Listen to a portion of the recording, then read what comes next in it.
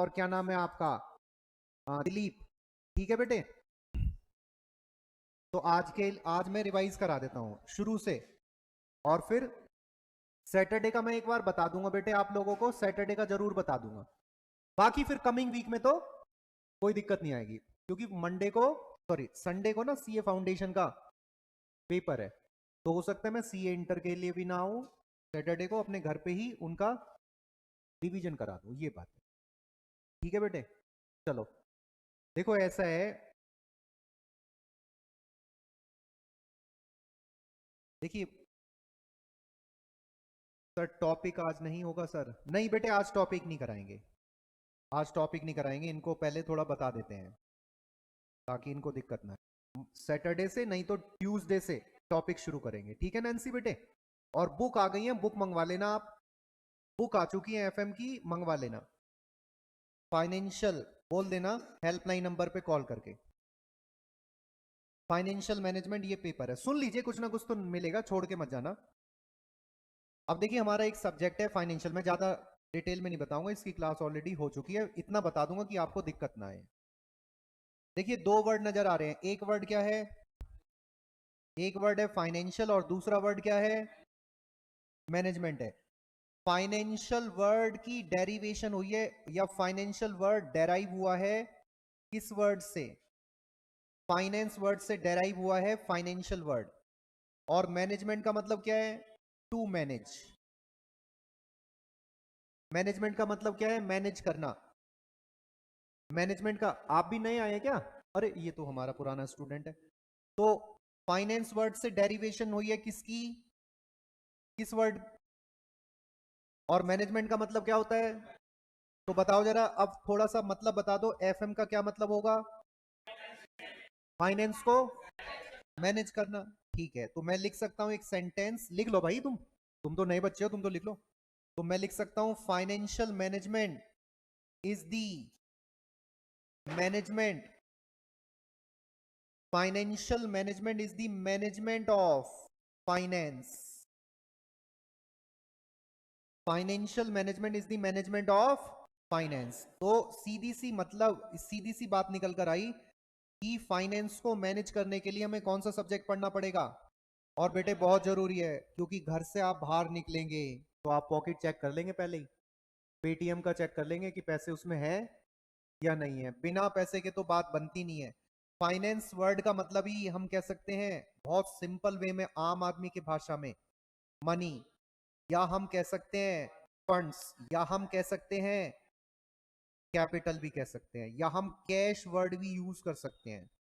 तो इसका मतलब ये वो सब्जेक्ट है जो मनी को मैनेज करने में आपकी हेल्प करेगा, फंड्स को, कैपिटल को, कैश को मैनेज करने में जो सब्जेक्ट आपकी हेल्प करेगा उसी को नाम दिया जाता है फाइनेंशियल मैनेजमेंट। अच्छा, आप मुझे बताइए, कंपनी जो बड़ी होती है, बड़ी कंपनी के पॉइंट ऑफ व्यू से पढ़ना है। एक और बात ध्यान रखना, ये जो सब्जेक्ट है हमारा फाइनेंशियल मैनेजमेंट, ये हम लिस्टेड कंपनी के पॉइंट ऑफ व्यू से पढ़ेंगे। It is to be studied, it is to be studied with the view point, view, with the view point. आपने कुछ बोला था क्या सर को नीचे जाके, हैं, आज, आज बोला था, किसने बोला था, अच्छा सबने बोल दिया। It is to be studied, it is to be studied with the viewpoint of listed company, listed company के व्यू पॉइंट से। इस सब्जेक्ट को हम किस के पॉइंट ऑफ व्यू से स्टडी करेंगे, मैं अब आप जैसी लिस्टेड कंपनी सुना होगा तो आपको कंपनी अकाउंट्स याद आ गया होगा कि भाई कंपनी यदि लिस्टेड कंपनी है तो इक्विटी शेयर्स इशू करके फंड्स अरेंज कर सकती है ना। तो हम उस कंपनी के पॉइंट ऑफ व्यू से बात करेंगे, लिस्टेड कंपनी के पॉइंट ऑफ व्यू से इसको हमें स्टडी करना है सब्जेक्ट। एक तो बात ये हो गई, दूसरी बात, कंपनी बड़ी होगी, लिस्टेड कंपनी छोटी मोटी कंपनी होगी या ठीक ठाक साइज होगा उसका, बड़ी कंपनी होगी। तो बड़ी कंपनी में एक ही व्यक्ति होगा, सारे काम करेगा, या अलग अलग होंगे, अलग अलग होंगे। तो एक जैसे फाइनेंस मैनेजर हो सकता है, फाइनेंस मैनेजर, फाइनेंस मैनेजर हो सकता है, परचेज मैनेजर हो सकता है, अकाउंटिंग मैनेजर हो सकता है, सेल्स मैनेजर हो सकता है, प्रोडक्शन मैनेजर हो सकता है नहीं हो सकता? तो बताइए फाइनेंस को मैनेज करने का किसका काम हो सकता है? फाइनेंस मैनेजर का। इसका मतलब इसका मतलब फाइनेंस मैनेजर यदि आप किसी कंपनी के बनते हैं तभी बनेंगे जब आपको एफएम की, फाइनेंशियल मैनेजमेंट की अच्छी खासी नॉलेज होगी, ठीक है? और यदि आपकी बहुत बड़ी कंपनी, रिलायंस कंपनी जैसी, तो इसका मतलब फाइनेंस मैनेजर तो छोटा रूप है। फाइनेंस मैनेजर क्या है? छोटा रूप है। इसका बड़ा रूप है chief finance officer. Chief finance officer, इसका बड़ा रूप है चीफ फाइनेंस ऑफिसर। तो ये हो गया एफएम और ये हुआ सीएफओ। और सैलरी इसकी बहुत खास होती है, बहुत ज्यादा होती है। और मैंने कुछ सीएम में देखे हैं जो क्या बन चुके हैं कंपनी के, मैं नाम नहीं लेना चाहता उसमें। तो कुछ सीएफओ बन गए हैं कंपनी के, ठीक ठीक है। और उनकी डिग्री क्या है, क्वालिफिकेशन क्या है? सीएम में क्वालिफाइड है। चार्टर्ड अकाउंटेंट तो है ही, लेकिन सीएम में भी सीएफओ बन जाते हैं, ठीक है ना। और गवर्नमेंट कंपनी में सीएम में काफी बड़ी बड़ी उस पर है, पोस्ट पर भी है गवर्नमेंट कंपनीज में भी। तो सीधी सी बात है, यदि फाइनेंस को हमें मैनेज करना है तो हमें क्या बनना होगा? या तो छोटे रूप में फाइनेंस मैनेजर, या अब ये फाइनेंस को मैनेज कैसे करेंगे वो जरा देख लेते हैं। लिख लिया ये? अब फाइनेंस को कैसे मैनेज करेंगे देखें। For the for the purpose for the purpose of managing for the purpose of managing the finance for the purpose of managing the finance for the purpose of managing the finance the finance manager या CFO has to take 3 decisions mainly। और भी decisions होते हैं लेकिन broader category देखें तो 3 type के decisions दिए जाएंगे। अब बताइए, आप अपना बिजनेस करना चाहते हैं 2 4 5 साल के बाद, कितने पैसे चाहिए बिजनेस के लिए बता दो ऐसी? 5 10 करोड़, लाख ठीक है ना, 5 10 लाख। आप बताओ बेटे? 5 करोड़ चाहिए। आप बता दो, आप भी? 5 7 करोड़ चाहिए, ठीक है, बहुत अच्छी बात है। इनकी बात करते हैं, कितने चाहिए दोबारा बताओ? डरो मत, मैं ऐसी क्वेश्चन पूछ रहा हूँ। कितने चाहिए तुम्हारे को? नया रजिस्टर ले लेना नेक्स्ट क्लास से। हाँ, उस पर लिख के लाना है ना, और राइटिंग थोड़ा साफ करो, वो जरूरी है। तो बताओ कितने कितने लाख चाहिए बिजनेस के लिए? अभी तो बताया 5 6, 5 10 लाख, ठीक है ना। उनको 5 करोड़ चाहिए, कहां से आएगा 5 करोड़ बताओ? लोन दे देगा बैंक। हाँ, मतलब कुछ तो पैसा हम अपना लगाएंगे एज ए प्रमोटर। यदि हम बिजनेस को स्टार्ट करते हैं, कंपनी एस्टेब्लिश करते हैं, तो हम प्रमोटर होते हैं ना। हम फर्स्ट कंपनी के पहले मालिक होते हैं, प्रमोटर जिसको बोलते हैं लॉ में, है ना, प्रमोटर। उसके बाद बैंक से लोन लेंगे और अलग अलग से। तो सबसे इंपॉर्टेंट बात क्या है? बिजनेस स्टार्ट तो हर व्यक्ति करना चाहेगा, लेकिन सबसे इंपॉर्टेंट बात है कि बिजनेस को स्टार्ट करने के लिए, एस्टेब्लिश करने के लिए पैसा कहां से आएगा? ऐसे तो मैं 50 करोड़ बोल दूं, 10,000 करोड़ चाहिए मुझे बड़ा बिजनेस शुरू करने के लिए, मैं अडानी को साफ करना है। तो भैया आएगा कहां से? इंपॉर्टेंट बात तो ये है। तो अब फाइनेंस मैनेजर को देखना होगा, चीफ फाइनेंस ऑफिसर को देखना होगा। रिलायंस कंपनी को पैसा नहीं चाहिए क्या? अडानी कंपनी को नहीं चाहिए? चाहिए भाई बिजनेस को। अब डोनाल्ड ट्रंप प्रेसिडेंट बन गया, अब वो सुनने में आ रहा है कि अमेरिका का पार्ट बना लिया जाएगा। किसको? ग्रीनलैंड को, कनाडा को, देश का नामो निशानी। तो भाई भूख कभी, इकोनॉमिक्स में पढ़ाया भी होगा राकेश यादव सर ने, क्या बोलो, क्या पढ़ाया होगा इकोनॉमिक्स में? पहले चैप्टर में बॉन्ड्स अनलिमिटेड होती हैं, है ना, वांट्स हमारी अनलिमिटेड होती है और उनको उनकी पूर्ति करने के लिए रिसोर्सेज हमेशा लिमिटेड होते हैं। सबसे पावरफुल इंसान कौन है आज की डेट पर धरती पर? सबसे पावरफुल इंसान कौन है? कौन है सबसे पावरफुल? अरे डोनाल्ड ट्रंप यार, सुपर पावर का जो प्रेसिडेंट है वही तो सबसे पावरफुल है, उसके पास पावर है ना, यानी सुपर पावर की पावर है उसके पास, कंट्रोल डोनाल्ड ट्रंप के पास ही है ना। तो वही तो सबसे सुपर मतलब पावरफुल इंसान है धरती पर, जिसके पास अरे पावरफुल कौन होगा? जिसके पास पावर होगी, लेकिन उसकी पावर भी मतलब वो भी और क्या कर रहा है अब, उसकी इच्छाएं भी, ग्रीनलैंड को लेंगे हम, कनाडा को अमेरिका का पार्ट बना देंगे, देखो नहीं समझे? इतना कुछ होने के बाद भी, इतना कुछ होने के बाद भी इच्छा खत्म नहीं हो रही है। ग्रीनलैंड पार्ट बनाना चाह रहे हैं, अमेरिका का पार्ट बनने जा रहा है, मतलब ऐसी न्यूज आ रही है, या कनाडा भी बनेगा। तो मैं ये कहना चाह रहा था कि सबसे इंपॉर्टेंट बात क्या है, पैसा आएगा कहां से, कहां से पैसा आएगा, ये एक इंपॉर्टेंट बात है। कहां से पैसा आ सकता है मैंने अभी आपको बता भी दिया। किसके पॉइंट ऑफ व्यू से हमें पढ़ना है इस चैप्टर को, सॉरी इस सब्जेक्ट को? तो लिस्टेड कंपनी के पॉइंट ऑफ व्यू से इस सब्जेक्ट को स्टडी करना है, तो पैसा कहां से आ सकता है बेटे? इक्विटी शेयर्स इशू करके पैसा हम अरेंज कर लेंगे, प्रेफरेंस शेयर्स इशू करके अरेंज कर सकते हैं, लोन लेकर अरेंज कर सकते हैं, डिबेंचर्स इशू करके अरेंज कर सकते हैं। और यदि हम एग्जिस्टिंग कंपनी है तो कंपनी ने कुछ बचा के रिजर्व एंड सरप्लस के रूप में भी तो रखा होगा, वहां से पैसा अरेंज हो जाएगा। तो इसका मतलब पहला डिसीजन लेना होगा फाइनेंस मैनेजर को कि पैसा कहां से अरेंज होगा, आएगा। और फिर दूसरा क्या होगा, वो लगेगा कहां पर, अभी लिखवाऊंगा मैं, कहां लगेगा, कहां लगेगा?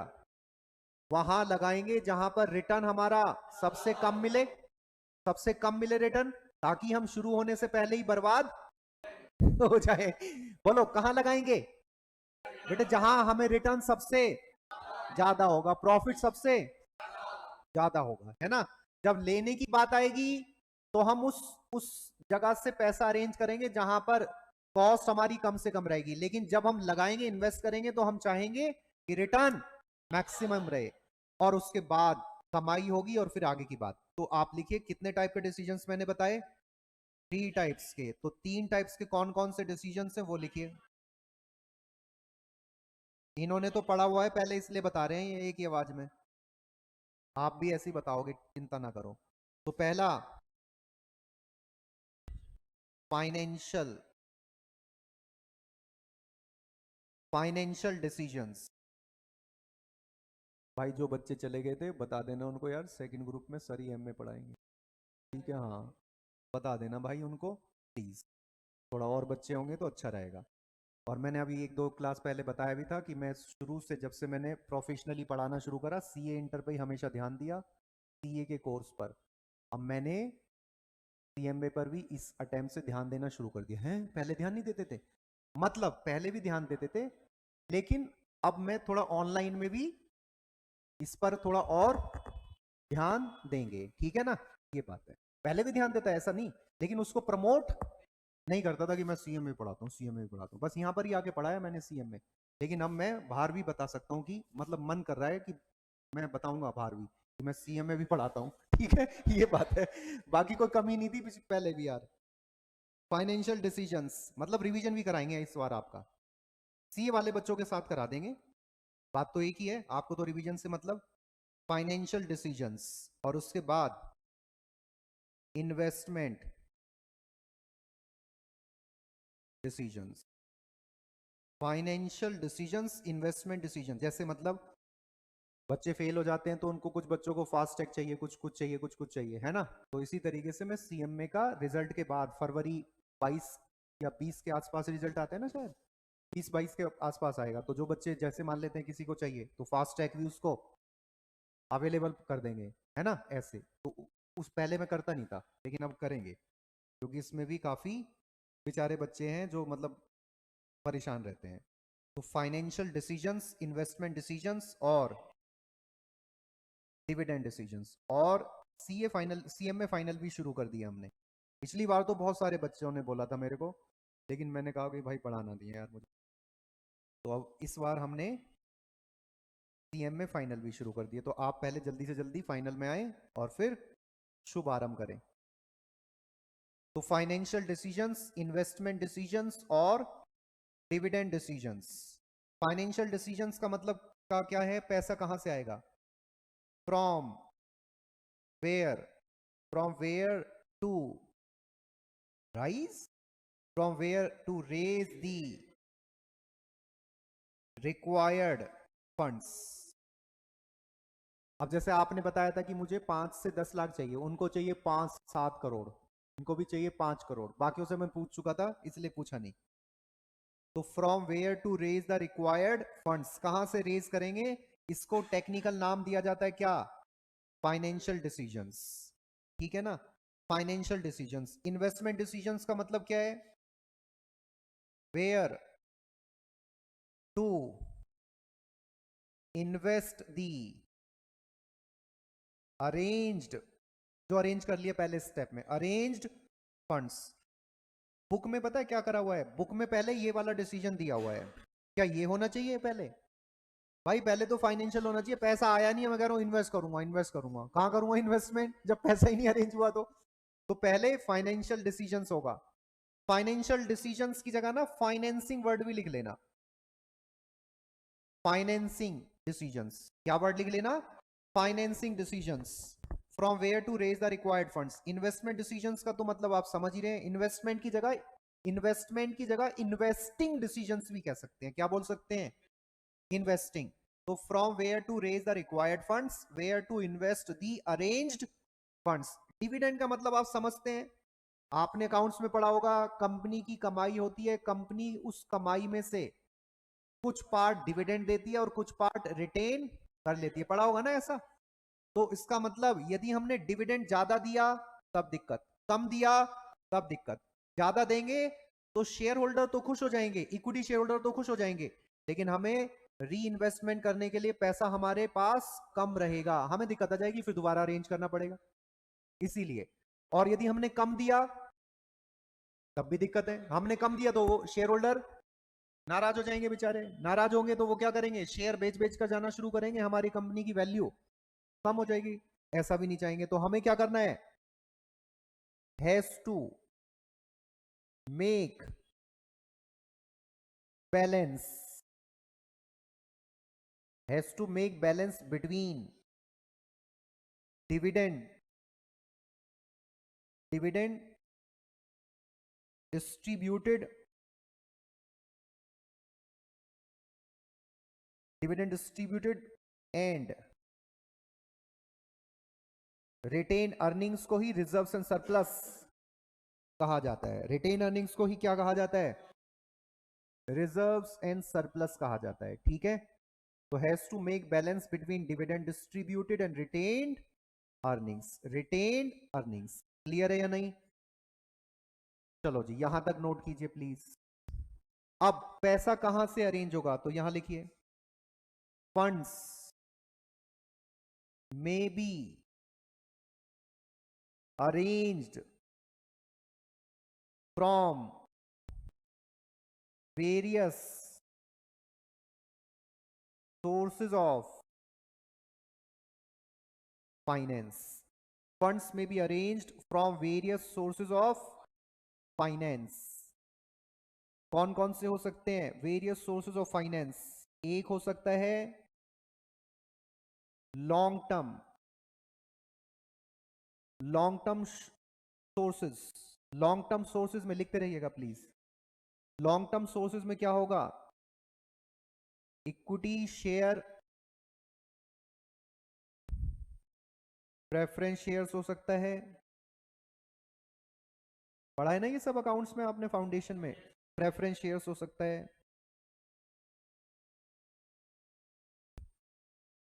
डिवेंचर्स हो सकता है, बॉन्ड्स, जो गवर्नमेंट कंपनी होती हैं वो बॉन्ड्स इशू करती हैं और उसके थ्रू भी फंड्स अरेंज कर लेती हैं।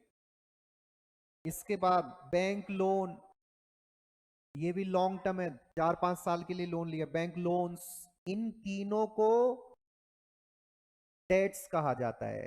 डेट्स का मतलब एक तरीके से लोन है जिस पर हमें इंटरेस्ट देना होगा रेगुलर इंटरवल पर और उसकी रीपेमेंट भी करनी होगी, इसको डेट्स कहा जाएगा। तो इक्विटी हो गया, प्रेफरेंस हो गया, डिबेंचर, बॉन्ड्स, बैंक लोन्स, इसके अलावा और हो सकता है रिजर्व्स एंड सरप्लस हो सकता है, या आप रिटेन अर्निंग्स भी इसको कह सकते हैं। एक तो ये हो गया। इसके बाद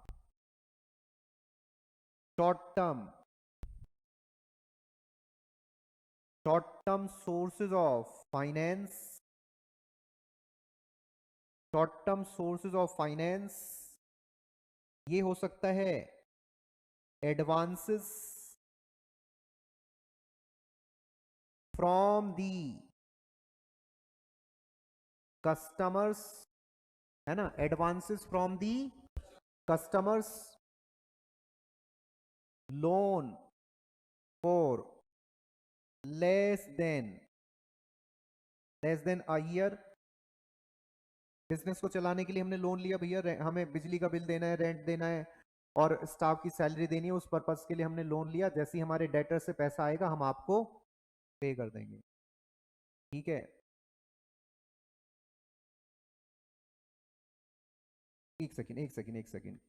कैश क्रेडिट, कैश क्रेडिट, या एक सेकेंड रुको ना, रुको, क्रेडिटर से लिखो ना सीधी, इतना क्या टेक्निकल लिखें। क्रेडिटर्स, क्रेडिटर से जो पैसा मिलता है, मतलब सामान मिलता है, वो भी तो एक तरीके से फाइनेंस ही तो है।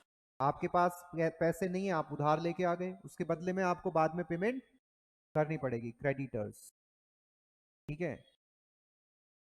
एक्सेट्रा कर लीजिए। आप कहोगे सर ये तो लायबिलिटी होती है। एक काम करो, आप लिखो क्रेडिटर्स फॉर परचेजेस, क्या लिख लो, तो ये भी एक अरेंजमेंट है, लायबिलिटी तो है, हर एक चीज के डबल इंपैक्ट नहीं होता, तो वो बात है। तो हम इसके पॉइंट ऑफ व्यू से देखेंगे भाई, हमने यहां से पैसा अरेंज किया जा सकता है, फाइनेंस अरेंज किया जा सकता है।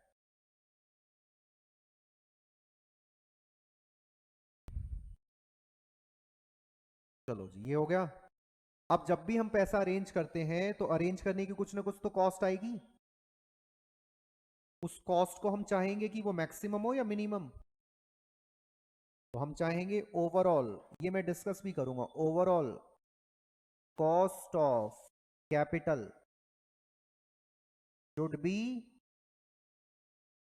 B minimum. आप लोन लेते हैं तो लोन पर जो बैंक इंटरेस्ट कम चार्ज करता है उससे लोन लेते हैं, या जो ज्यादा चार्ज करता है उससे, तो इसका मतलब क्या हुई आपकी, तो जब भी पैसा अरेंज करेंगे क्या चाहेंगे आप, कि आपकी कॉस्ट कम रहे या ज्यादा, कम रहे, ठीक है। इस डिसीजन के अंडर हमें चैप्टर्स पढ़ने पड़ेंगे। सोर्सेज ऑफ फाइनेंस, एक ये चैप्टर पढ़ना होगा, थ्योरी वाला चैप्टर है, सोर्सेज ऑफ फाइनेंस। दूसरा रेशो, चलो कॉस्ट लिख देते हैं, कॉस्ट ऑफ कैपिटल। शायद मैं नेक्स्ट क्लास में ये वाला चैप्टर ही स्टार्ट कर दूं, cost of capital, sources of finance हुआ, कॉस्ट ऑफ कैपिटल हुआ, और आप लोगों के लिए लीवरेज के लिए अलग से एक क्लास हो जाएगी। तो sources of finance, cost of capital, leverage analysis. अभी आप समझिए कुछ खास हुआ नहीं है, बस ये चैप्टर कंप्लीट होने वाला था, एक क्लास में हो जाएगा। लीवरेज एनालिसिस, इसके बाद कैपिटल स्ट्रक्चर, कैपिटल स्ट्रक्चर, इसके भी हमारे दो पार्ट हैं, बेसिक्स और number 5 capital structure theories, capital structure theories. तो सोर्सेज ऑफ फाइनेंस है, कॉस्ट ऑफ कैपिटल है, लीवरेज एनालिसिस है, कैपिटल स्ट्रक्चर है, बेसिक्स, कैपिटल स्ट्रक्चर थ्योरीज है। एक चैप्टर और है इसमें, रेशियो एनालिसिस। रेशियो एनालिसिस क्या करेगा, टू मेजर, आप अपनी कंपनी की परफॉर्मेंस को मेजर करना चाहते हैं ना हम अपनी परफॉर्मेंस, तो आपकी परफॉर्मेंस मेजर हो गई, आपकी परफॉर्मेंस मेजर हो गई ना, कैसे, अरे आपका रिजल्ट आ गया अब तो पॉजिटिव, है ना? तो परफॉर्मेंस मेजर हो गई, पास हो गए, तभी तो बैठे हो यहाँ पे। तो रेशियो एनालिसिस, ऐसी ही कंपनीज परफॉर्मेंस को मेजर करना चाहती हैं, तो उसके लिए क्या कंपनी क्या करती हैं? रेशियो कैलकुलेट करती हैं। मैं इस पे डिस्कस भी करूंगा। Ratio analysis to manage, to measure the. तो आप, ये वो चैप्टर्स हैं जो आपकी मदद करेंगे कि कहां कहां से पैसा अरेंज किया जाए, कितना अरेंज किया जाए, किस रेट पर अरेंज किया जाए, और जब आप अरेंज करेंगे तो उसमें कितना रिस्क है। ये सब चैप्टर आपको इस चीज में हेल्प करेंगे। किस चीज में? फाइनेंसिंग डिसीजन में। एफएम के कितने डिसीजन हैं? 3 है। तो फाइनेंसिंग डिसीजन के अंडर ये चैप्टर्स हमें पढ़ने होंगे। आपके मॉड्यूल में ऐसा लिखा नहीं है, ये तो मैंने पास्ट एक्सपीरियंस के बेस पर आपको बता दिया कि ये वो चैप्टर्स हैं जो फाइनेंसिंग डिसीजन में फाइनेंस मैनेजर की या सीएफओ की हेल्प करेंगे। कोई दिक्कत आगे समझ में? अब आते हैं दूसरी बात। और भी बातें हैं वैसे इसमें, लेकिन आज इतना ही सफिशिएंट है, और मैं चैप्टर वाइज आपको बताता रहूंगा, लेकिन आने का फायदा हो जाएगा आप लोगों को। इन्वेस्टमेंट डिसीजन का मतलब क्या है? कहां पे फंड्स अरेंज किया जाए। अब मुझे एक बात बताइए, सॉरी, इन्वेस्ट कहां पे करें? कहां इन्वेस्ट करें? बोलो, कहां इन्वेस्ट करें? जहां पे रिटर्न आपका। तो पहले बिजनेस को चलाएंगे आप, या पहले बिजनेस को एस्टेब्लिश करेंगे? पहले एस्टेब्लिश करेंगे फिर चला पाएंगे ना, या पहले चला लो फिर एस्टेब्लिश कर लोगे? मतलब पहले मैं सीएम इंटर की मार्कशीट देख लेता हूँ, कितने कितने नंबर चाहिए, आ जाएगा उसमें, फिर उसके हिसाब से पढ़ लूंगा। ऐसा तो होगा नहीं। पहले क्या करना होगा? बिजनेस को हमें एस्टेब्लिश करना होगा, उसके बाद ही बिजनेस को चलाया जाएगा। सीधी सी बात है। तो क्या मतलब है इसका? इसका मतलब है बिजनेस कैसे एस्टेब्लिश होगा? बताइए, आप कह रहे थे 5 से 10 लाख रुपए चाहिए, किस लिए चाहिए 5 से 10 लाख, ये बता दो। बताओ भाई, 5 से 10 लाख किस लिए चाहिए? बताओ, 5 से 10 लाख किस लिए चाहिए? किस लिए चाहिए? सर, बिजनेस को खड़ा करना है, एस्टेब्लिश करना है। कैसे एस्टेब्लिश होगा बताओ? हैं? हाँ, यही तो बताना है। अरे सब पता नहीं ना मुझे, कैसे पढ़ाते हो आप? मतलब नॉर्मल क्वेश्चन तो बता ही सकते हो, आंसर दे सकते हो। तो बिजनेस कैसे एस्टेब्लिश होगा? लैंड चाहिए, बिल्डिंग चाहिए, मशीन चाहिए, फर्नीचर चाहिए, इक्विपमेंट चाहिए, एसी चाहिए, फैन चाहिए, और पता नहीं क्या क्या चाहिए। ये सब कौन सी करंट एसेट्स है, फिक्स्ड एसेट्स चाहिए? इसका मतलब फिक्स्ड एसेट्स में, फिक्स्ड एसेट्स को खरीदने के लिए सबसे पहले पैसा चाहिए होगा। तो आप लिखिएगा, अरेंज्ड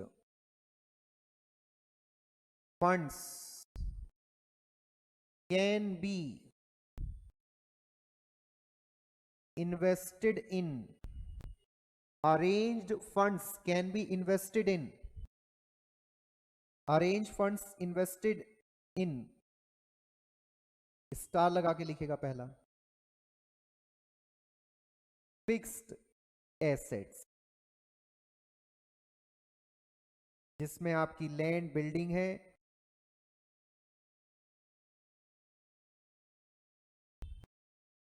लैंड बिल्डिंग है, प्लांट एंड मशीन है, फर्नीचर एंड फिटिंग्स है, और क्या हो सकता है? हम्म और क्या हो सकता है? Land building, plant and machinery, furniture, fittings, तो लिखना ही पड़ेगा, इक्विपमेंट्स एक्सेट्रा। इससे क्या होगा? बिजनेस है रन होगा। Business is established. जैसी बिजनेस एस्टेब्लिश हो जाएगा, अब क्या चाहिए होगा? बिजनेस को चलाने के लिए भी तो पैसा चाहिए होगा। बिजनेस को एस्टेब्लिश करने के लिए जो पैसा चाहिए उसको बोलते हैं कैपिटल इन्वेस्टेड। क्या बोलते हैं? ये कौन सी कैपिटल होगी? Short term, long term? Long term होगी, लॉन्ग टर्म होगी, कैपिटल इन्वेस्टेड। इसके बाद बिजनेस को चलाने के लिए जो पैसा चाहिए, फंड्स। अब बिजनेस एस्टेब्लिश हो गया, लैंड बिल्डिंग खरीदकर, प्लांट मशीन खरीदकर, फर्नीचर फिटिंग्स है, इक्विपमेंट्स है, एक्सेट्रा। आगे funds to operate the business, funds to operate the business, funds to operate the business, funds to operate the business, इसको नाम दिया जाता है। जैसे ऊपर क्या नाम देंगे उसको, कैपिटल, यहां बोलेंगे वर्किंग का मतलब है चलाना, working capital, working capital, working capital. Clear है या नहीं?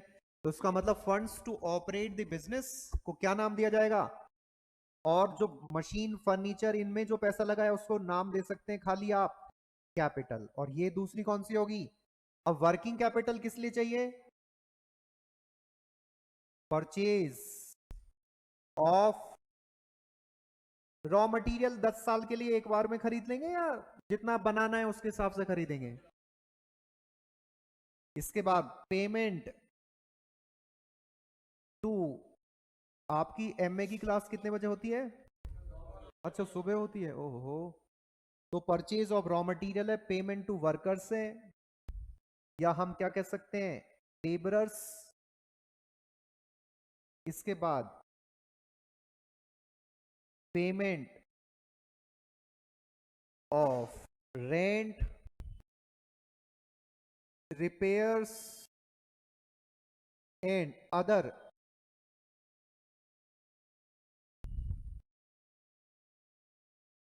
डेली रूटीन,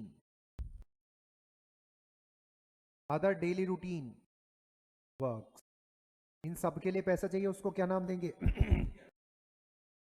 और एक बात बताइए, जब भी हम इन्वेस्टमेंट करेंगे तो हमारा ऑब्जेक्टिव क्या होगा? To maximise the return, to maximise the return. नहीं वो सही बात है, वो आगे की बात है, आप भी कॉम में पढ़ रही होंगी शायद। टू मैक्सिमाइज द रिटर्न, क्या करेंगे हम? रिटर्न को क्या करेंगे? मैक्सिमाइज। जो भी इन्वेस्टमेंट की है उसको, उस पर जो रिटर्न मिल रहा है उसको हमें क्या करना है? मैक्सिमाइज। यहां जब पैसा अरेंज कर रहे थे तो कॉस्ट को क्या करना था? कॉस्ट को क्या करना था? मिनिमाइज। अब रिटर्न को क्या करना है हमें? मैक्सिमाइज। इसके लिए हमें चैप्टर्स पढ़ने होंगे। कितने चैप्टर्स हो गए इधर? इस साइड आ जाइए। सबसे पहले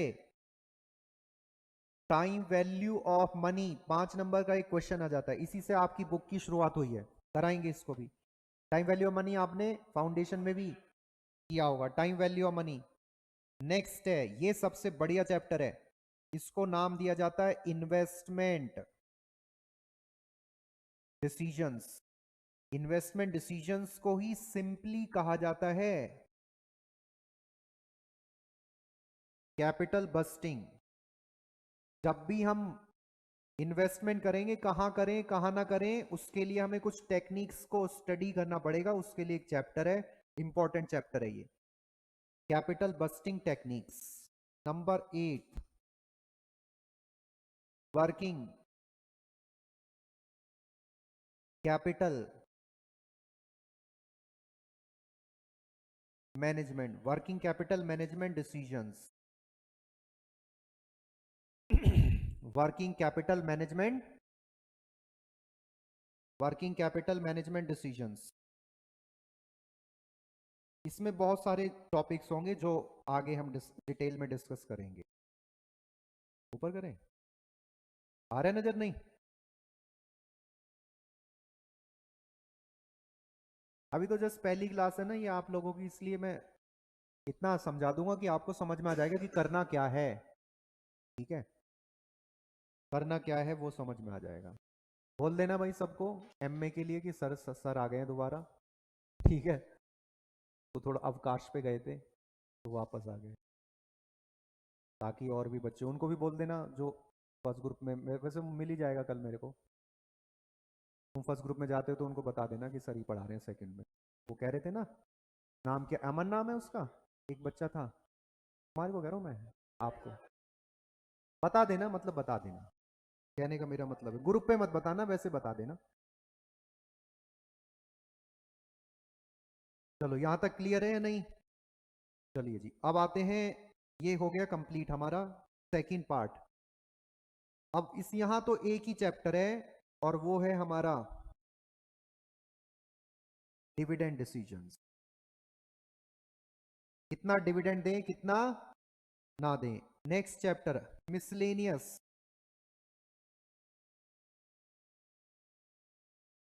टॉपिक्स, ये है सिलेबस 80 मार्क्स के लिए। हाँ, एफएम की वेटेज है हमारी 80 मार्क्स। हाँ 5 से 10 नंबर का समझे, मैंने वो लिखा नहीं, नहीं तो मैंने लिख दिया था पहले। तो जैसे ये 5 मार्क्स का आएगा 0 to 5, ठीक है बेटे, ये भी 0 to 5 आएगा।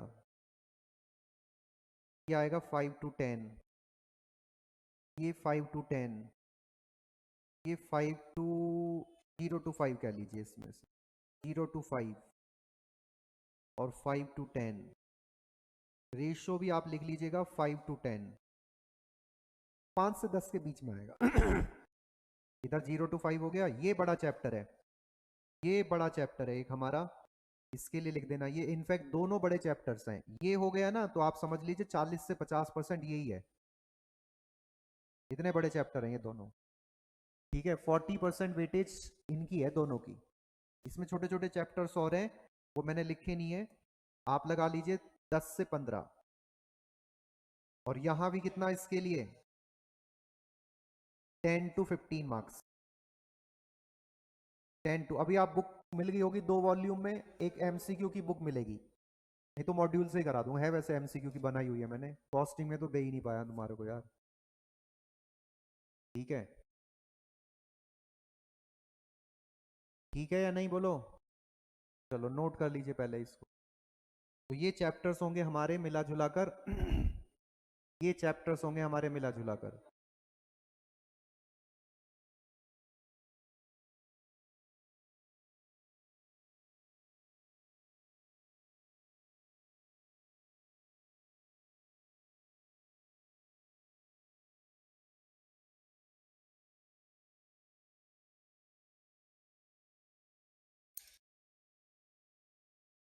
चलो क्लियर है या नहीं?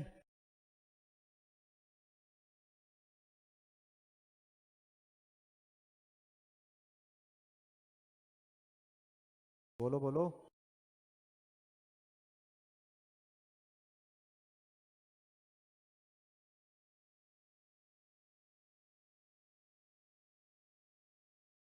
अरे बोलो। चलिए यहां तक क्लियर है, बोलो बोलो। तो यही बात है बस, इसमें हमारी बाकी एफएम में ना और कुछ बेसिक होता है, वो जब मैं एमए शुरू करूंगा ना आपको नेक्स्ट उससे नेक्स्ट क्लास से, तो वहां आपको बता दूंगा मैं फर्स्ट ग्रुप किस किस ने किया हुआ है। सबने पढ़ा हुआ है? तो फर्स्ट ग्रुप में यदि आपको याद होगा, नहीं भी पढ़ा है तो तुम्हारे को टेंशन लेने की जरूरत नहीं, मैं बताऊंगा, बस पूछ रहा था मैं किस किस ने किया है।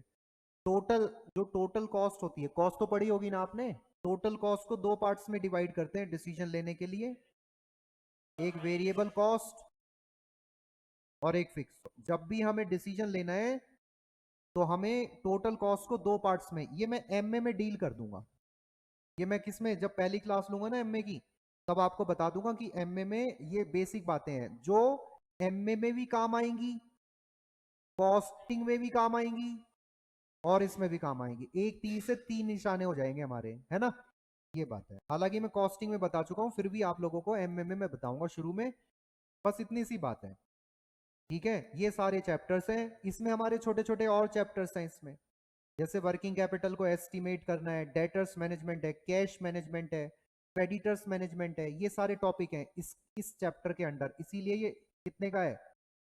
और ये अपना अपने आप में एक बहुत बड़ा चैप्टर है, लेकिन बहुत ही आसान है।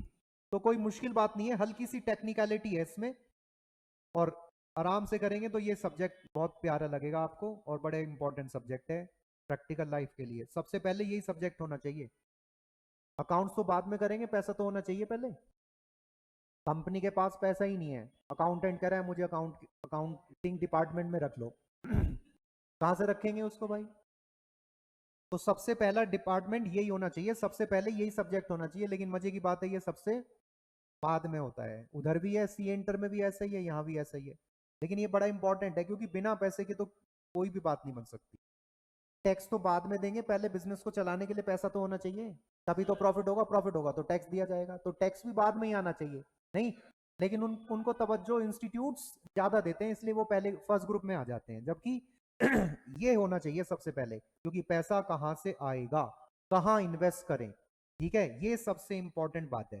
तो 3 डिसीजंस तो आप देख ही पा रहे हैं। एफएम के अंडर एक इंपॉर्टेंट बात और है, और वो ये है कि हम अपनी परफॉर्मेंस को मेजर करना चाहते हैं, तो कौन सा सब्जेक्ट हमें रेफर करना पड़ेगा। परफॉर्मेंस को मेजर करने के लिए कौन सा सब्जेक्ट हमें रेफर करना पड़ेगा, ये।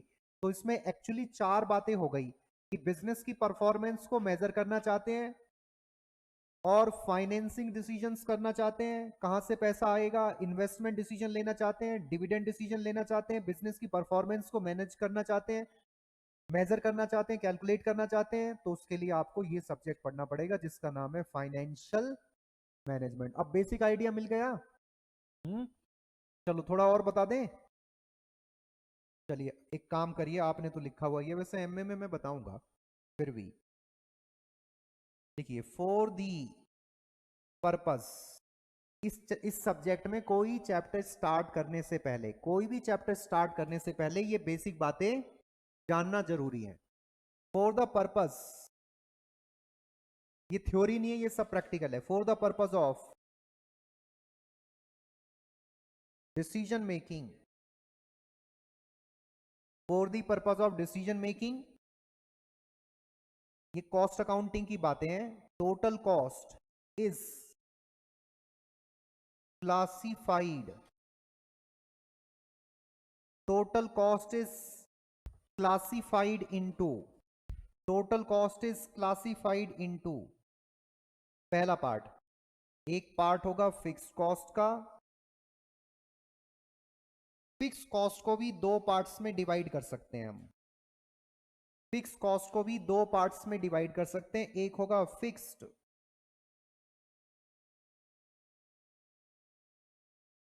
फिक्स्ड ऑपरेटिंग कॉस्ट, एक होगा फिक्स्ड ऑपरेटिंग कॉस्ट, और एक होगा variable, sorry sorry sorry sorry, fixed operating cost होगा और एक होगा फिक्स्ड फाइनेंशियल कॉस्ट। ये 2 बातें होंगी। इसके बाद नेक्स्ट वेरिएबल कॉस्ट, इसके कोई पार्ट नहीं होंगे, इसके यही होगा बस वेरिएबल कॉस्ट, वेरिएबल कॉस्ट। और कौन सी वाली वेरिएबल कॉस्ट लेंगे हम,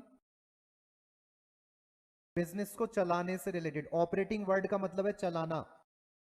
for the purpose of decision making, ध्यान रखिएगा, डिसीजन मेकिंग पर्पस से टोटल कॉस्ट को आप कितने पार्ट्स में डिवाइड करेंगे। डिसीजन मेकिंग पर्पस से टोटल कॉस्ट को आप फिक्स कॉस्ट और वेरिएबल कॉस्ट के रूप में डिवाइड कर देंगे। फिक्स कॉस्ट को फर्दर कितनी कैटेगरी बना सकते हैं, फिक्स्ड ऑपरेटिंग कॉस्ट और एक fixed financial cost. Variable cost तो ऑपरेटिंग कॉस्ट ही होगी, ठीक है। चलिए ये मैं सब बताऊंगा आपको, लेकिन अभी आगे इनकम स्टेटमेंट बना देते हैं। मैं सब डिटेल में बताऊंगा, डोंट वरी, मैनेजमेंट अकाउंटिंग की क्लास में बता दूंगा। इनकम स्टेटमेंट, ये इनकम स्टेटमेंट लगभग आप समझ लीजिए हर चैप्टर में एफएम के काम आएगी। चैप्टर बदलते रहेंगे, इनकम स्टेटमेंट क्या रहेगी, सेम रहेगी। और नया रजिस्टर ले लेना बेटे, ठीक है, एक रजिस्टर में मत लिखना सारा। नहीं सर, फाउंडेशन में तो मैंने ऐसे किया था। हाँ, फाउंडेशन फाउंडेशन है, इंटर में तो आपको अलग अलग रजिस्टर मेंटेन करना है, ठीक है। चलिए तो सबसे पहले क्या होगा, सेल्स वैल्यू आपने अकाउंट्स में शायद पढ़ी होगी कभी। Sales value number of units into में number of units sold into में सेलिंग प्राइस पर यूनिट। ये मैं मैनेजमेंट अकाउंटिंग में बताऊंगा, एक्चुअली उसी में बताना चाहिए, लेकिन फिर भी जरूरी है यहां पर तो बता दिया मैंने। वेरिएबल कॉस्ट, ये भी कैसे निकलेगी, नंबर ऑफ यूनिट्स इनटू में वेरिएबल कॉस्ट पर यूनिट। ये सब मैं डिटेल में बताऊंगा, डोंट वरी, वहां पढ़ाना नहीं होता तो मैं बता देता आज ही, लेकिन अभी फिलहाल लिख लीजिए इसको। डिफरेंस निकाल कर जो आएगा, माइनस करने के बाद जो आएगा उसको बोलेंगे कंट्रीब्यूशन। क्या बोलेंगे? कंट्रीब्यूशन। क्यों बोलेंगे ये भी बताऊंगा मैं, बता दूंगा, डोंट वरी। तुम्हारे को तो बताया हुआ है सब। Contribution per unit. तो उसमें अभी क्या क्या करा दिया था सर ने? करा दी पूरी?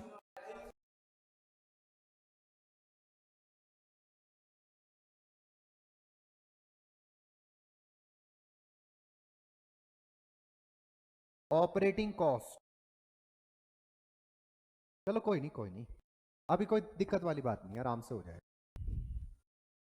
ऑपरेटिंग, फिक्स्ड ऑपरेटिंग कॉस्ट,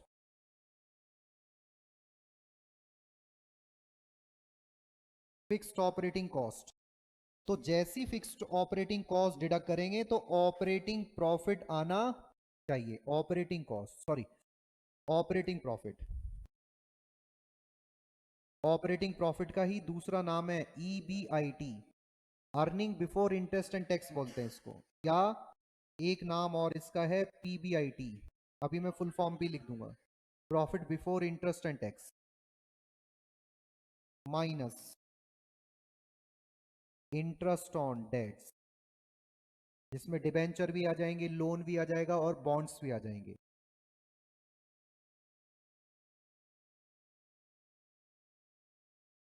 जैसे ये माइनस हुआ,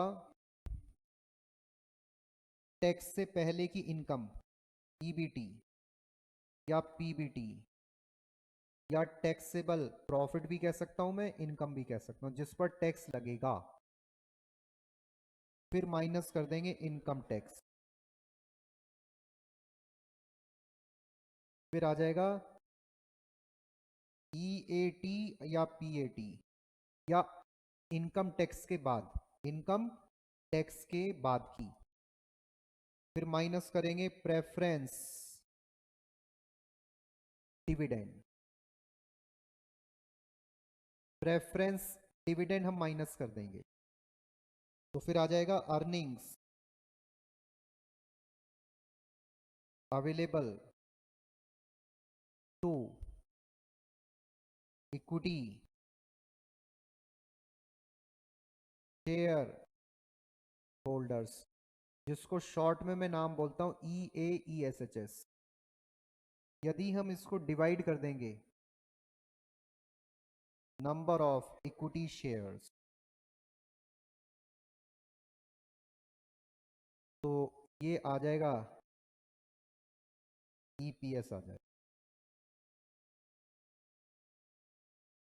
अर्निंग्स पर, इसी को EPS बोलेंगे।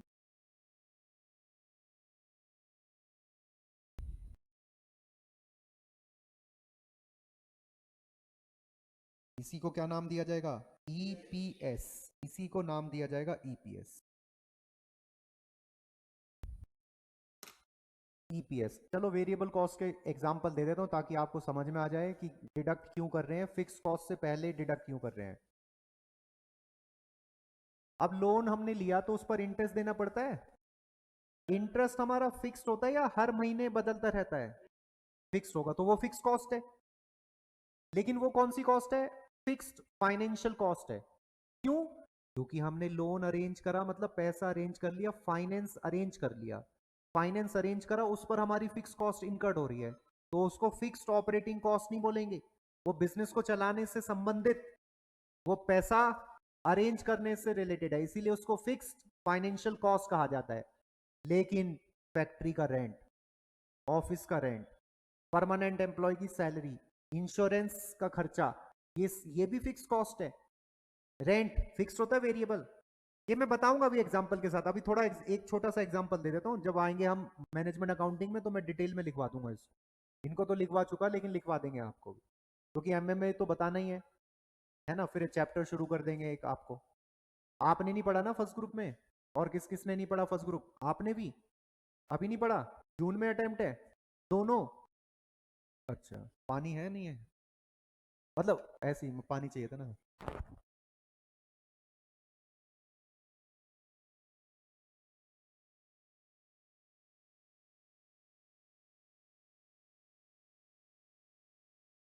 नहीं नहीं, दोनों देने तो दोनों ही देना, एक एक के चक्कर में मत पड़ना। तुम्हारा दिसंबर में है ना?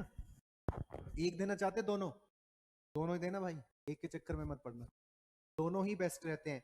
मैं तो इनसे कहते कहते थक गया था, ये सब वही है वक्त के मारे। ये तो मैंने कहा था दिसंबर में देना, उसमें जून में देना दोनों ग्रुप, लेकिन उन्होंने दिसंबर में दे दिया। खैर, तो मैं ये कह रहा था जो रेंट है फैक्ट्री का, ऑफिस का, परमानेंट एम्प्लॉय की सैलरी है, इंश्योरेंस प्रीमियम है, ये फिक्स कॉस्ट है। क्या ये लोन से संबंधित लग रही है, बिजनेस को चलाने से रिलेटेड है? इसीलिए ये किसके एग्जांपल हैं? फिक्स्ड ऑपरेटिंग कॉस्ट की। ये किसके एग्जांपल हुए? ये फिक्स्ड ऑपरेटिंग कॉस्ट के एग्जांपल हुए, ठीक है। अच्छा, अब जैसे टॉपर्स के लिए, कोचिंग इंस्टीट्यूट के लिए जो यहाँ पर फैकल्टीज हैं, स्टाफ है, उनकी जो पेमेंट होगी वो फिक्स्ड होती है मान लेते हैं। तो सर के लिए, जो टॉपर्स के लिए जो फैकल्टीज की पेमेंट है, स्टाफ की पेमेंट है, क्या वो वेरिएबल है, फिक्स्ड है? बच्चा आए या ना आए, कम आए ज्यादा आए, वो पेमेंट क्या रहेगी? फिक्स रहेगी। क्या वो बिजनेस को चलाने से रिलेटेड है? बिजनेस को चलाने से रिलेटेड है, हाँ। बिना फैकल्टीज के, बिना स्टाफ के कैसे कोचिंग इंस्टीट्यूट चल सकता है? अब सर थोड़ी पढ़ाएंगे हर जगह, जादूगर है क्या सर जो हर जगह पहुंच जाएंगे? भाई फैकल्टीज को तो, फैकल्टीज की तो जरूरत होगी ना, या नहीं? स्टाफ की जरूरत होगी या नहीं? बोलो। बिल्कुल जरूरत होगी। तो इसका मतलब बिना फैकल्टीज के, बिना स्टाफ के कोचिंग इंस्टीट्यूट को चलाना या बिजनेस को चलाना पॉसिबल। तो और इनको जो पेमेंट है वो फिक्स्ड है, तो वो फिक्स्ड फाइनेंशियल कॉस्ट हो गई या फिक्स्ड ऑपरेटिंग कॉस्ट? अरे उनको मत सुनो, वो तो गलत बताते हैं। मैं कह रहा हूं फिक्स्ड ऑपरेटिंग कॉस्ट हो गई, जो फैकल्टीज को फिक्स पेमेंट मिल रही है हर महीने, स्टाफ को जो सैलरी मिल रही है हर महीने, इंश्योरेंस जो प्रीमियम है, फैक्ट्री का रेंट है, बिल्डिंग का रेंट है, ऑफिस वगैरह का, क्या ये फिक्स्ड ऑपरेटिंग कॉस्ट है या फिक्स्ड फाइनेंशियल कॉस्ट है? जल्दी बताओ। फाइनेंशियल। बेटे फाइनेंशियल तो तब होगी ना जब मैं पैसा अरेंज करूंगा, ये तो ऑपरेटिंग है, बिना इसके तो बिजनेस को चलाना पॉसिबल ही नहीं है। तो ये फिक्स्ड ऑपरेटिंग कॉस्ट के एग्जांपल हो गए, ठीक है। लेकिन इंटरेस्ट ऑन लोन वो फिक्स्ड फाइनेंशियल कॉस्ट है, समझ गए नहीं? इंटरेस्ट ऑन लोन, क्योंकि पैसा अरेंज कर रहे हैं फिर आप इंटरेस्ट देंगे। आपने लोन नहीं लिया तो कितना इंटरेस्ट देना पड़ेगा? नहीं दे दो, ठीक है। तो फिर तो उस केस में जीरो देना पड़ेगा। तो फिक्स्ड, इसका मतलब ये हुआ कि जो फिक्स कॉस्ट है उसको अवॉइड नहीं किया जा सकता है। रेंट, इंश्योरेंस, परमानेंट एम्प्लॉय को सैलरी, स्टाफ को सैलरी, भैया ये तो देनी पड़ेगी, कम हो सकती है लेकिन देनी तो। लेकिन लोन आपने नहीं लिया तो इंटरेस्ट, इसका मतलब फिक्स्ड फाइनेंशियल कॉस्ट को अवॉइड किया जा सकता है, लेकिन फिक्स्ड ऑपरेटिंग कॉस्ट को अवॉइड, छोटी सी एक दुकान है ना, उसमें भी कुछ ना कुछ हर महीने का फिक्स खर्चा होगा। एक ठेली वाले का भी हर महीने का फिक्स खर्चा होता ही होता है, समझ गया नहीं? जहां पर वो लगाता है उसको उसके पैसे देने पड़ते हैं लगाने के, 2,000, 3,000, 4,000, 1,000 कुछ तो देने पड़ते हैं। नहीं देता तो ठेली हट जाती है, फिर उठा ले जाते हैं उसको भी, ठेली वाले को भी और ठेली को भी। तो ये बात है। तो कहने का मेरा मतलब है कोई बिजनेस ऐसा नहीं होगा जिसमें फिक्स्ड ऑपरेटिंग कॉस्ट ना हो, होगी बड़े बिजनेस में ज्यादा, छोटे बिजनेस में, लेकिन फिक्स्ड फाइनेंशियल कॉस्ट हो भी सकती है, नहीं भी हो सकती। यदि मैंने लोन नहीं लिया तो नहीं होगी, लोन लिया है तो होगी, सही है ना? अच्छा, तो जब हम बिजनेस को चलाते हैं, प्रोडक्ट बनाते हैं, फिर सेल करते हैं, फिर सेल करने से कौन सी कॉस्ट हमारी इनकट होगी? एक बात बताइए, ये जो रेंट है, स्टाफ स्टाफ सब तो हो गई होगा, टॉपर्स को आपके आने की वजह से क्या खर्चा करना पड़ रहा है? इलेक्ट्रिसिटी बिल, ठीक है। और मतलब आप आगे सब स्टूडेंट आ गए हैं, ज्यादा स्टूडेंट्स आते जा रहे हैं, ये हॉल हमारा भर जाएगा, दो डेढ़ डेढ़ महीने के आसपास, एक डेढ़ महीने में हो जाएगा।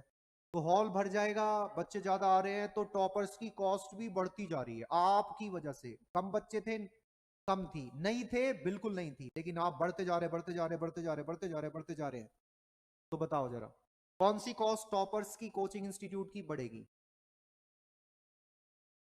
इतना दिमाग मत लगाओ, वैसे सोचो कौन सी कॉस्ट बढ़ेगी। अरे यार, बुक्स, बुक्स, एक स्टूडेंट दो बुक्स, दो स्टूडेंट, समझ गए बुक्स की कॉस्ट। तो क्या ये वेरिएबल लग रही है, फिक्स लग रही है? ये कौन सी कॉस्ट लग रही है? Variable, fixed? आवाज नहीं आ रही तुम्हारी? वेरिएबल है, सही बात है। तो कस्टमर की आने की वजह से वेरिएबल कॉस्ट आ रही है, नहीं आता कस्टमर तो बुक देनी नहीं पड़ती। आप कस्टमर है, कौन है? ग्राहक, ठीक है ना? ठीक है ना?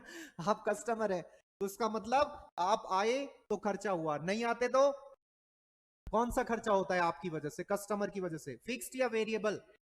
वेरिएबल होता है, वेरिएबल। आप आओ या ना आओ, सैलरी तो परमानेंट एम्प्लॉय को इंश्योरेंस रेंट वेंट सब देना पड़ेगा। बच्चे ज्यादा आएंगे तो बुक की कॉस्ट ज्यादा होगी, तो बुक की कॉस्ट कौन सी कॉस्ट हुई? तो सबसे पहले कौन सी कॉस्ट आपसे रिकवर्ड की जानी चाहिए, फिक्स्ड या वेरिएबल? आपकी वजह से जो कॉस्ट मेरे को इनकर्ड हुई है वो मैं रिकवर्ड करूंगा, वो वेरिएबल कॉस्ट है। इसीलिए तो 1,000 रुपए ले लिए थे शुरू में, नहीं अर्ली बर्ड नहीं, या डेमो से डेमो ठीक है 1,000, नहीं समझे आप? तो इसका मतलब अब कस्टमर से कैसे रिकवर्ड करेंगे? जब कस्टमर को क्या करेंगे, ये कहां पर है, सेल पर, तो सेल करेंगे तभी तो रिकवर्ड होगा। सेल में से कौन सी कॉस्ट जो कस्टमर की वजह से हो रही है, वेरिएबल कॉस्ट डिडक्ट कर देंगे, और डिडक्ट करने के बाद कुछ बचेगा या नहीं बचेगा? भैया कुछ नहीं बचेगा तो फिर तो बंद कर दो बिजनेस, ठीक है? कुछ तो बचेगा, उसका क्या नाम होगा? अगली क्लास में मैं बताऊंगा कंट्रीब्यूशन को, कंट्रीब्यूशन क्यों कहा जाता है, खैर अभी नहीं। तो समझ गए सेल में से वेरिएबल कॉस्ट क्यों डिडक्ट कर रहे हैं? क्योंकि वेरिएबल कॉस्ट वो कॉस्ट होती है जो कस्टमर की वजह से इनकर्ड होती है। कस्टमर को ज्यादा यूनिट्स बनाकर बेचनी है, वेरिएबल कॉस्ट भी ज्यादा, कम बनाएंगे बेचेंगे कम, नहीं बनाएंगे नहीं बेचेंगे जीरो, ठीक है? ये वेरिएबल कॉस्ट है। तो सबसे पहले कस्टमर से वेरिएबल कॉस्ट रिकवर्ड की जानी चाहिए, रिकवर्ड करने के बाद जो बैलेंस, उसका क्या नाम होगा, उसका क्या नाम होगा? और फिर कंट्रीब्यूशन में से क्या माइनस करेंगे, जो कॉस्ट बच गई, कौन सी वाली? ऑपरेटिंग वेरिएबल कॉस्ट कौन सी कॉस्ट थी? इसका मतलब सेल में से मैंने कौन सी कॉस्ट डिडक्ट करी, वेरिएबल ऑपरेटिंग कॉस्ट। लिखने की जरूरत नहीं होती यहां पर operating word, variable operating cost, fixed operating cost. तो जो प्रॉफिट आएगा वो कौन सा होगा, अरे ऑपरेटिंग ही तो होगा। यदि मैंने सेल में से वेरिएबल ऑपरेटिंग कॉस्ट डिडक्ट करी, कंट्रीब्यूशन आया, फिर फिक्स्ड ऑपरेटिंग कॉस्ट डिडक्ट कर दी, तो ऑपरेटिंग प्रॉफिट ही तो आएगा। इसका मतलब इसमें अभी मैंने इंटरेस्ट डिडक्ट, टैक्स डिडक्ट, इसीलिए क्या इसको क्या नाम देंगे, earnings before interest and tax. क्योंकि इंटरेस्ट अभी डिडक्ट करना, टैक्स भी डिडक्ट करना, मतलब डिडक्ट, तो क्या माइनस करेंगे सबसे पहले, क्यों क्यों करेंगे वो भी मैं बता दूंगा। क्योंकि इंटरेस्ट आप P&L अकाउंट में डेबिट करते हैं, जो फिर प्रॉफिट निकलता है सही, उस पर आपको टैक्स देना पड़ता है। तो इंटरेस्ट हमारा एक अलाउएबल एक्सपेंस है, क्या है, जिसको मैं FM के टीचर के रूप में कहूंगा डिडक्टेबल एक्सपेंस है। क्या है ये, डिडक्टेबल एक्सपेंस। डिडक्टेबल मतलब कुछ घट रहा है या बढ़ रहा है, डिडक्टेबल का मतलब घटना या बढ़ना। तो इसका मतलब interest on debenture, interest on loan, interest on debts की वजह से प्रॉफिट, और प्रॉफिट कम होगा तो हमें टैक्स भी, इसीलिए टैक्स पहले डिडक्ट नहीं करते। क्या डिडक्ट करते हैं पहले, इंटरेस्ट में से जैसी टैक्स, इंटरेस्ट में इंटरेस्ट जैसी डिडक्ट करा तो क्या बचेगा, अर्निंग बिफोर टैक्स या profit before tax. Tax minus कर दो, earning after tax, profit after tax, एक ही बात है। फिर क्या डिडक्ट करो, फिर किसकी किसकी इनकम बने बचेगी, सब कुछ तो घटा दिया भाई, अब मालिकों की इनकम बचेगी। तो इसलिए मालिक का मतलब होता है इक्विटी, तो earnings available to equity share holders, इसको नंबर ऑफ इक्विटी शेयर से डिवाइड करेंगे तो ईपीएस आ जाएगा, ठीक है? एक बात, कितने डिसीजंस लेने होंगे? पहले डिसीजंस का ऑब्जेक्टिव क्या है, कॉस्ट को मिनिमाइज करना। दूसरे डिसीजंस का ऑब्जेक्टिव क्या है, रिटर्न को मैक्सिमाइज करना। लेकिन एफएम को स्टडी करने का ऑब्जेक्टिव क्या है? मैं इस बात को ना बड़े एक सिंपल से एग्जांपल से देता हूं। जैसे आपके पड़ोस में है, कोई है पड़ोस में, मैंने देखा है उसको, ठीक है? मान लेते हैं कोई कोई पड़ोस में है, आपके बड़े भाई हैं कोई पड़ोस में, जो भैया बोलते हैं जिनको आप, दो भैया हैं, एक इधर है पड़ोस में, एक इधर, एक लेफ्ट साइड में रहते हैं आपके घर के, एक राइट साइड में, दो बड़े भैया हैं और कमाते हैं, वो सैलरी वैलरी कमाते हैं। एक बड़े भैया इधर वाले राइट वाले, वो बड़ी पोस्ट है उनकी कंपनी में, पैसा ज्यादा कमाते हैं, लेकिन इतने खर्चे करते हैं कि जिस अपने पेरेंट्स के घर में रह रहे थे उसी में रह रहे हैं 5 साल से। बस एक गाड़ी या कार खरीद ली है और पेरेंट्स के घर को व्हाइट वॉश करा के थोड़ा सा सजा दिया है बस, ठीक है ना, ऐसे है। दूसरे भैया लेफ्ट हैंड वाले, उनकी सैलरी कम है, लेकिन जो पेरेंट्स का घर था उसको तो उन्होंने चमका दिया है, 2 गाड़ी है उनके पास, और फिर उनके पड़ोस में एक घर था उसको भी उन्होंने अपना घर बना लिया है, कम सैलरी होने के बावजूद। और इधर सैलरी ज्यादा है, सब कुछ ज्यादा है, तब भी पेरेंट्स के घर में रह रहे हैं, ना तो कोई फ्लैट ले पाए, बस एक गाड़ी खरीदी है और एक स्कूटी है, और इन्होंने एक घर भी खरीद लिया, गाड़ी भी 2 है उनकी, और सैलरी भी कम है। तो बताइए कैसे पड़ोसी बनना चाहेंगे आप? भैया लेफ्ट हैंड वाले या राइट वाले, बताओ। तो इसका मतलब एफएम में भी वही है, इनका प्रॉफिट ज्यादा था तब भी इनके पास वेल्थ, जो भी एसेट्स होती है उसको थोड़ा नाम दिया जाता है वेल्थ का। ये किस में आते हैं? वेल्थ में, स्टेटस में। तो इनका स्टेटस कम है, सैलरी ज्यादा है, प्रॉफिट ज्यादा है, तब भी इनका स्टेटस कम है, लेकिन इनकी सैलरी, ये अच्छे से अपने पैसे को क्या कर रहे हैं, इधर वाले मैनेज कर रहे हैं, इसलिए एक और घर खरीद लिया, 2 गाड़ी खरीद ली, जो पेरेंट्स का घर था उसको चमका दिया, दूसरा घर अभी प्रोसेस में चमकाने में, नहीं समझे? तो इसका मतलब यदि प्रॉफिट हमारा कम भी है लेकिन हमारी वेल्थ ज्यादा है, तो इसका मतलब हमने पैसे को अच्छे से मैनेज कर लिया है। तो फाइनेंस मैनेजर क्या चाहेगा कि वेल्थ को क्या कर पाए, वो मिनिमाइज या मैक्सिमाइज। तो इसका ऑब्जेक्टिव तो कॉस्ट को मिनिमाइज करना था, इसका ऑब्जेक्टिव था रिटर्न को मैक्सिमाइज करना, इसका ऑब्जेक्टिव था कि दोनों में बैलेंस मेंटेन करना। अब मैं ये कह रहा हूं पूरे एफएम का ऑब्जेक्टिव क्या है? शेयर होल्डर्स की वेल्थ को क्या करना, मैक्सिमाइज। शेयर होल्डर की वेल्थ को क्या करना, तो हम लिख सकते हैं the objective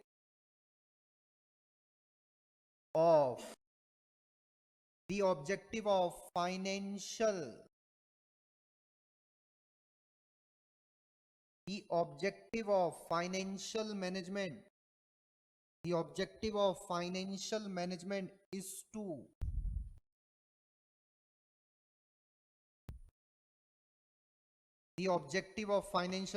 is to maximize the wealth of, यहां बेशक शेयर होल्डर वर्ड है लेकिन यहां शेयर होल्डर का मतलब इक्विटी शेयर होल्डर होगा। The objective of financial management is to maximize the wealth of shareholders। wealth of shareholder को ही थोड़ा टेक्निकली नाम दिया जाता है और इसको कहा जाता है, बताओ भाई क्या बोलते हैं?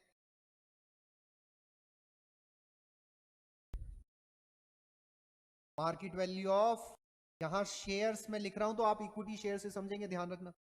मार्केट वैल्यू ऑफ, तो आपको समझ में आ गया कि बेशक हमारा प्रॉफिट कम है, हमारे भैया का प्रॉफिट कम था जो पड़ोस में रहते हैं, लेकिन उनकी वेल्थ में सब चीजें आती हैं, कार आ जाएगी, ट्रैक्टर है तो वो भी आ जाएगा, घर आ जाएगा, वॉशिंग मशीन, ठीक है, ये सब वेल्थ में आते हैं, ठीक है ना। ऐसे ही कंपनी के लिए वेल्थ का मतलब क्या है, शेयर होल्डर्स के लिए वेल्थ का मतलब क्या है, क्या है? Market value of shares. तो objective of financial management is to maximise the wealth of the shareholders या मार्केट वैल्यू ऑफ शेयर्स। बात खत्म हो गई, अब हम नेक्स्ट क्लास में मिलेंगे, ठीक है। मैं बता दूंगा, नहीं बताया तो आ जाना, कुछ बताया तो फिर उस हिसाब से आना, नहीं बताया तो आना ही है, ठीक है। नहीं बताना है तो सैटरडे को हम एमए शुरू करेंगे, ठीक है ना। तो आप लोगों को समझ में तो आ गया होगा, नया रेस से लेके आना बेटे, हैं? थोड़ा बहुत है, इतना ही चाहिए जितना, और अभी इसमें चैप्टर थोड़ी करा है, ये तो बेसिक ही है ना, तो इतना ही चाहिए हमें। उसके बाद चैप्टर शुरू करेंगे तो चैप्टर के हिसाब से आएगा।